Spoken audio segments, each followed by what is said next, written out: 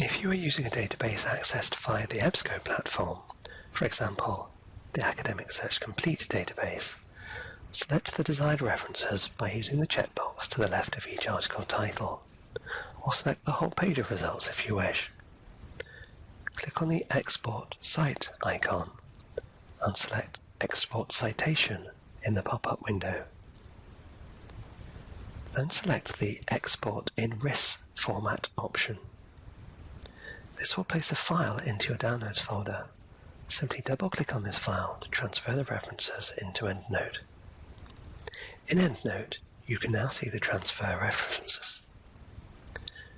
Many other databases can be accessed via the EBSCO platform, for example, CINAHL, Medline, PsycInfo, SportDiscus, Business Source Complete, British Education Index, and more, so the process will be the same.